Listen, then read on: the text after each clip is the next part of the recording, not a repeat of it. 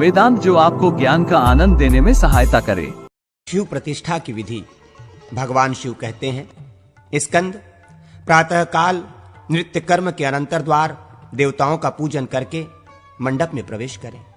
पूर्वोक्त विधि से देह शुद्धि आदि का अनुष्ठान करें।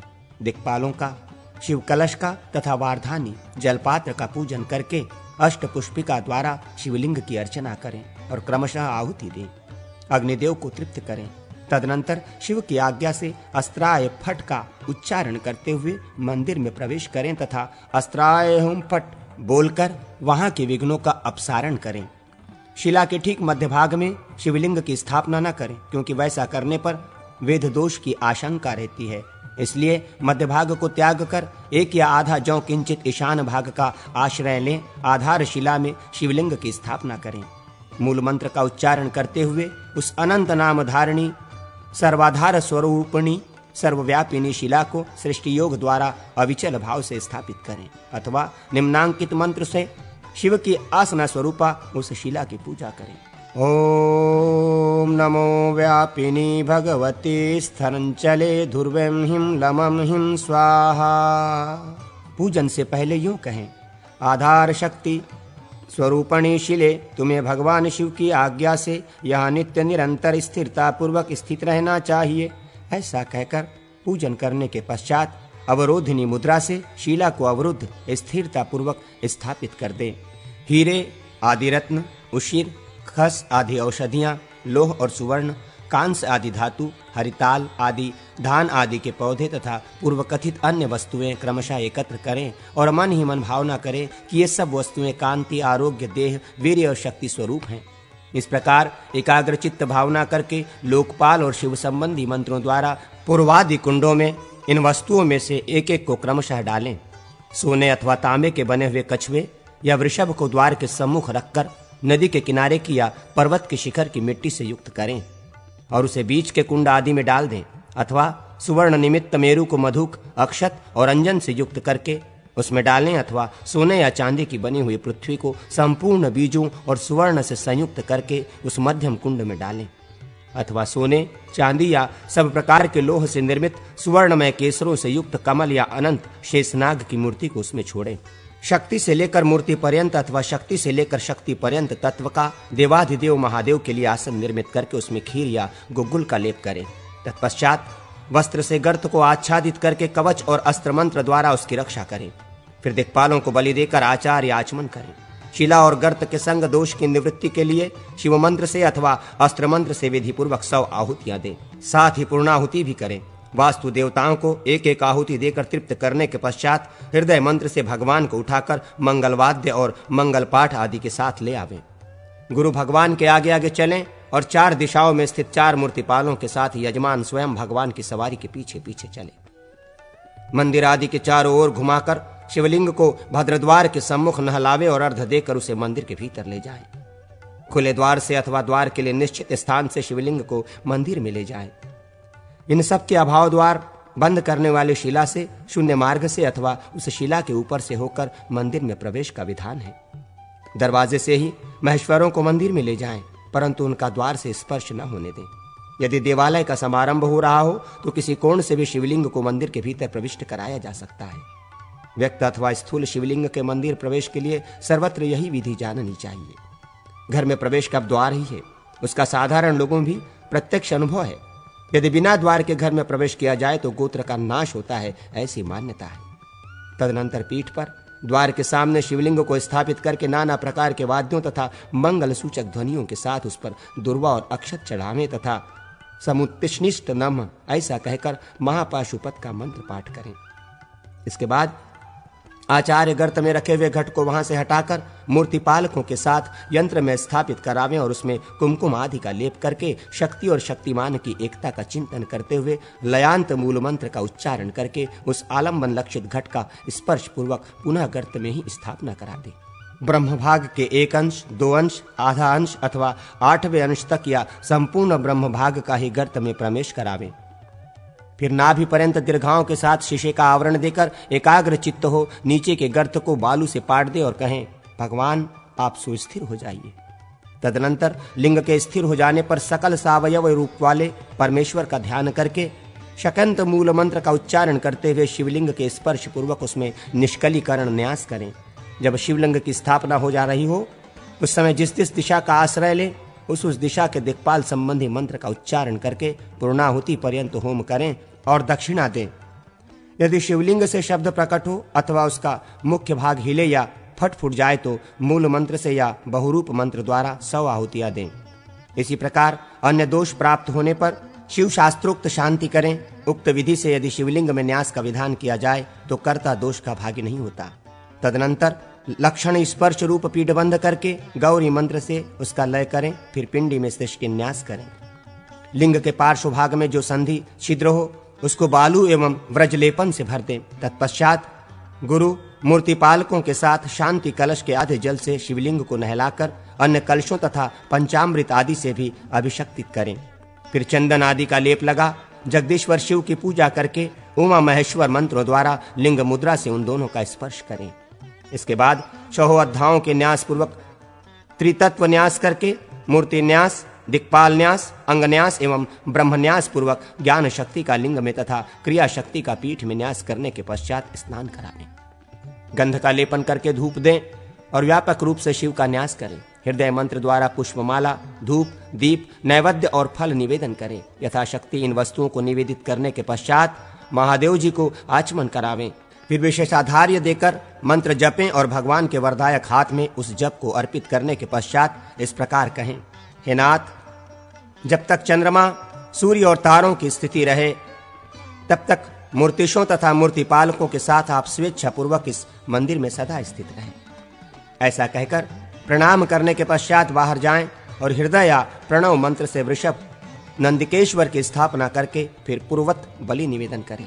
तत्पश्चात न्यूनता आदि दोष के निवारण के लिए मृत्युंजय मंत्र से 100 बार समिधाओं की आहुति दें एवं शांति के लिए खीर से होम करें। इसके बाद यूं प्रार्थना करें, महाविभो, ज्ञान अथवा ज्ञान पूर्वक कर्म में जो त्रुटि रह गई है उसे आप पूर्ण करें। यूं कहकर यथाशक्ति सुवर्ण, पशु एवं भूमि आदि संपत्ति तथा गीत वाद्य आदि उत्सव सर्व कारणाभूत अंबिकानाथ शिव को भक्ति पूर्वक समर्पित करें। तदनंतर 4 दिनों तक लगातार दान एवं महान उत्सव करें। मंत्रज्ञ आचार्य को चाहिए कि वो उत्सव के इन 4 दिनों में 3 दिनों तक तीनों समय मूर्ति पालकों के साथ होम करें और चौथे दिन पूर्णाहुति देकर बहुरूपी संबंधी मंत्र से चरु निवेदित करें। सभी कुंडों में संपताहुति से शोधित चरु अर्पित करना चाहिए। उक्त 4 दिनों तक निर्माल्य न हटावे। चौथे दिन के बाद निर्माल्य हटाकर स्नान कराने के पश्चात पूजन करें। सामान्य लिंगों में साधारण मंत्रों द्वारा पूजा करनी चाहिए। लिंग चैतन्य को छोड़कर स्थाणु विसर्जन करें। असाधारण लिंगों में क्षमस्व इत्यादि कहकर विसर्जन करें। आवाहन, अभिव्यक्ति, विसर्ग, शक्ति रूपता और प्रतिष्ठा, ये 5 बातें मुख्य हैं। कहीं कहीं प्रतिष्ठा के अंत में स्थिरता आदि गुणों की सिद्धि के लिए 7 आहुतियां देने का विधान है। भगवान शिव स्थिर, अप्रमेय, अनादि, बोध स्वरूप, नित्य सर्वव्यापी, अविनाशी तथा आत्मतृप्त हैं। महेश्वर की सन्निधि या उपस्थिति के लिए ये गुण कहे गए हैं। आहुतियों का क्रम इस प्रकार है, ओम नमः शिवाय स्थिरो भव नमः स्वाहा इत्यादि। इस प्रकार इस कार्य का संपादन करके शिव कलश की भांति 2 कलश और तैयार करें। उनमें से एक कलश के जल से भगवान शिव को स्नान कराकर दूसरा यजमान के स्नान के लिए रखें। कहीं कहीं कर्म स्थानाय धारयेत ऐसा पाठ है। इसके अनुसार दूसरे कलश का जल कर्मानुष्ठान के लिए स्थापित करें। यह अर्थ समझना चाहिए। इसके बाद बलि देकर आचमन करने के पश्चात शिव की आज्ञा से बाहर जाएं। याज्ञ मंडप के बाहर मंदिर के ईशान कोण में चंड का स्थापन पूजन करें। फिर मंडप में धाम के गर्भ के बराबर उत्तम पीठ पर आसन की कल्पना करके पूर्ववत न्यास, होम आदि का अनुष्ठान करें। फिर ध्यान पूर्वक सदोज्जात आदि की स्थापना करके वहां ब्रह्मांग द्वारा विधिवत पूजन करें। ब्रह्मांगों का वर्णन पहले किया जा चुका है। अब जिस प्रकार मंत्रों द्वारा पूजन किया जाता है उसे सुनो। ओम सद्योजाताय फट नमः, ओम विं वाम देवाय फट नमः, ओम अघोराय फट नमः। इसी प्रकार ओम तत्वपुरुषाय फट नमः, ओम ईशानाय फट नमः, ये मंत्र हैं। इस प्रकार जप निवेदन करके तर्पण करने के पश्चात स्तुति विज्ञापना देकर चंडेश से प्रार्थना करें। हे चंडेश, जब तक श्री महादेव जी यहां विराजमान हैं तब तक तुम भी इनके समीप विद्यमान रहो। मैंने अज्ञानवश जो कुछ भी न्यायाधिक कर्म किया है वो सब तुम्हारी कृपा प्रसाद से पूर्ण हो जाए। तुम स्वयं उसे पूर्ण करो। जहां बाणलिंग नर्मदेश्वर हो वहां चल लोहमय सुवर्णमय लिंग हो। जहां चल लोहमय सुवर्णमय लिंग हो, जहां सिद्धलिंग ज्योतिर्लिंगादि तथा स्वयंभू लिंग हो, वहां और सब प्रकार की प्रतिमाओं पर चढ़े हुए निर्माल्य में चंडेश का अधिकार नहीं होता है। अद्वैत भावना युक्त यजमान तथा स्थंडलेश विधि में भी चंडेश का अधिकार नहीं होता है। चंड का पूजन करके स्नापक अभिषेक करने वाला गुरु अपनी ही पत्नी और पुत्र सहित यजमान को पूर्व स्थापित कलश के जल से स्नान करावे। यजमान भी स्नापक गुरु का महेश्वर की भांति पूजन करके धन की कंजूसी छोड़कर उन्हें भूमि और सुवर्ण आदि की दक्षिणा दे। तत्पश्चात मूर्तिपालकों तथा जपकर्ता ब्राह्मणों का, ज्योतिषी का और शिल्पी का भी भली भांति विधिवत पूजन करके दीनों और अनाथों आदि को भोजन करावे। इसके बाद यजमान गुरु से इस प्रकार प्रार्थना करें, हे भगवान, यहाँ सम्मुख करने के लिए मैंने आपको जो कष्ट दिया है वो सब आप क्षमा करें, क्योंकि नाथ आप करुणा के सागर हैं, अतः मेरा सारा अपराध भूल जाए।